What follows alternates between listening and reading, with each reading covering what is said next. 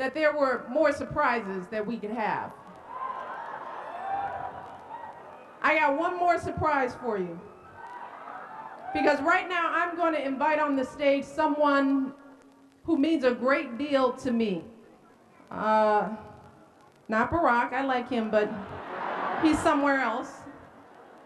But this is an individual who understands this state very well, somebody who understands the struggle of women, someone who knows a few of these women on the stage, but who is here because of her own power, her own voice. This is a woman who I would model myself after, someone who makes her own decisions, who doesn't take no for an answer, who is here not because of what somebody told her she should do, but she's here because of what she believes to be the best decision for this nation. It is my honor to introduce to you the First Lady of the state, Maria Shriver.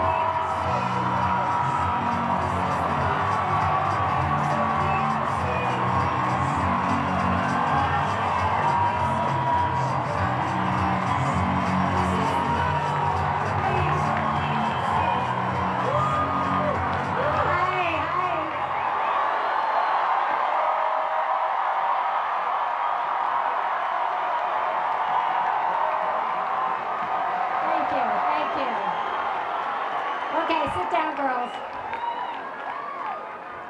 Wow.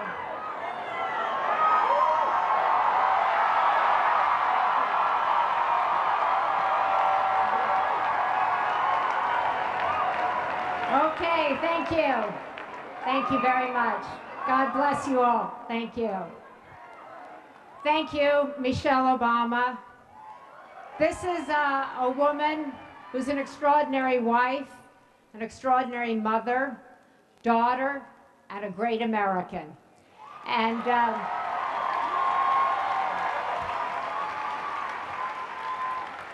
I want to thank you for your service to this country, because I know all too well what it's like when someone in your family gets up and says, I'm running for office. You may have had other plans, you may have had another job, but guess what? I'm running for office. And it's even harder when that person's running for President of the United States. And so I want to ask all of you to give not only this woman a shout out, but give a shout out to everybody who has a spouse running for President of the United States.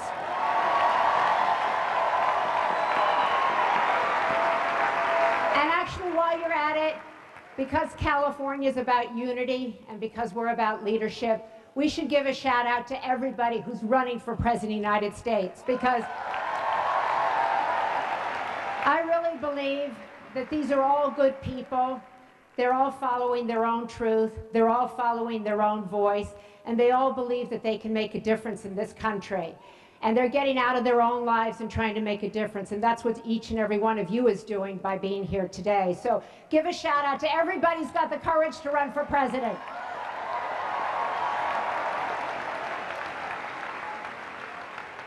I'm thrilled to be up here with such 4 extraordinary women, some of whom I've known a really long time, and all of whom I admire tremendously.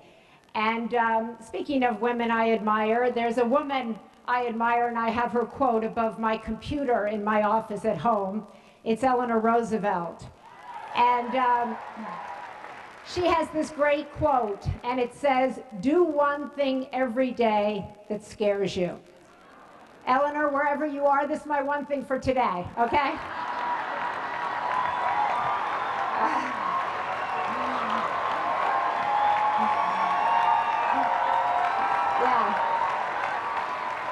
Because I'm sure, like every single person in this room, a lot of people told you should be for this person, you can't do this, you can't do that, speak up, don't speak up, go over here, go over there.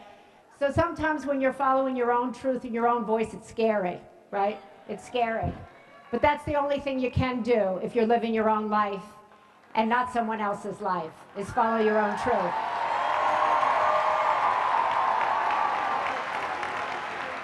So I'm standing here today, not because I'm cousins with her, not because I'm best friends with her, not because I admire her or her. I'm standing here because I want to be here.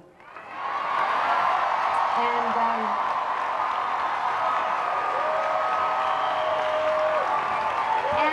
I wasn't on the schedule. I wasn't on the schedule. And I thought to myself when I woke up this morning, I thought, there is no place I should be but right here today.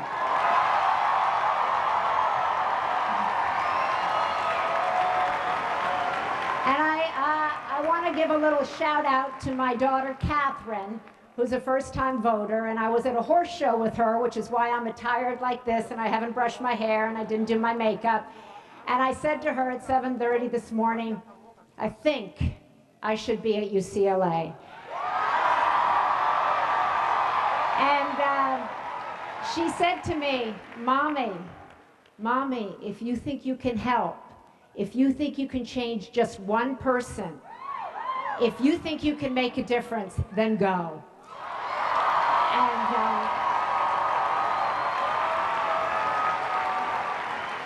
so I am here today as a woman and as a Californian. And I believe that elections are a lot like life. They're made up of moments.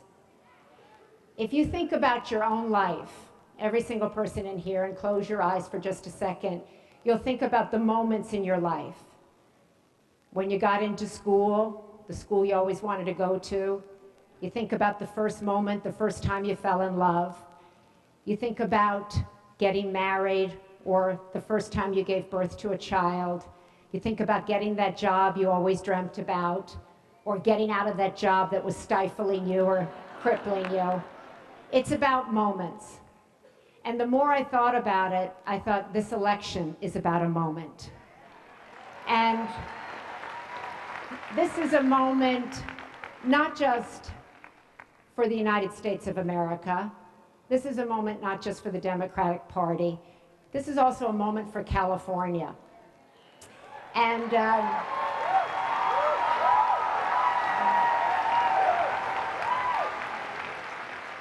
the more I thought about it, I thought, you know, if Barack Obama was a state, he'd be California.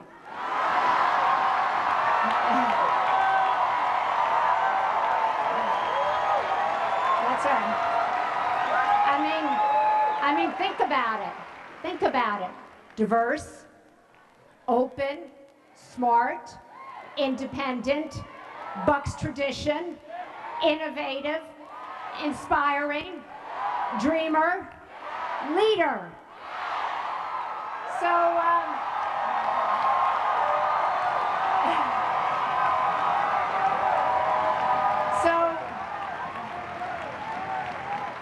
and the thing I like the best, keep going, okay. I'm gonna bring you home with me. He's not about himself, he's about us. And I've seen firsthand how hard it is to bring people together. And if that's not your whole mantra, it ain't gonna happen. And he's not about himself, he's about the power of us and what we can do when we come together. Because as everybody up here has said, there is much more that unites us than divides us. He is about empowering women, African Americans, Latinos, older people, young people. He's about empowering all of us. And I think, as we have said today, the greatest source of empowerment is to follow your own truth. You may be here, and a year ago you never thought you'd be here. Maybe you never thought you'd be here 24 hours ago, or a couple hours ago. But the point is, you're here.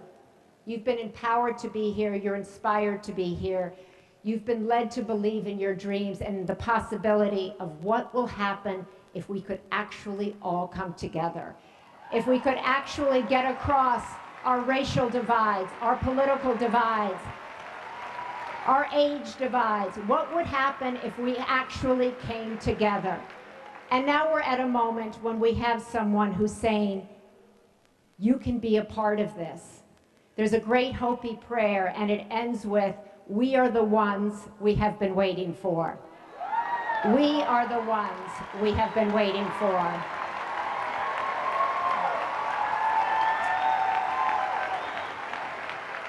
So every single person can come to you and tell you, you should vote for this person, or you should vote for that person, or it's not right to speak up, or it's not right to speak out.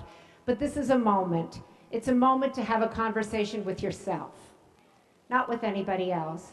Have a conversation with your own heart and ask yourself, what kind of America do I believe in? Do I believe in an America that's about unity? It's about coming together. It's about seeing beyond the labels. We've got to see beyond the labels that divide us.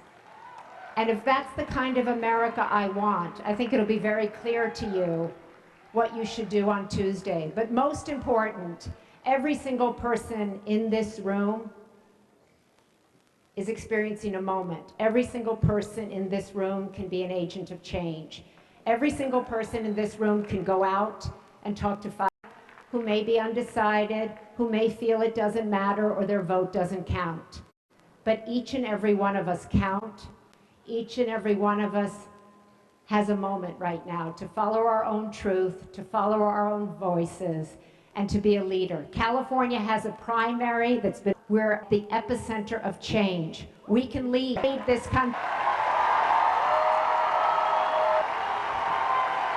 I stand here today, and I'm standing here with these women, voices, different age groups, I'm sure Democrats and independents alike, because you believe.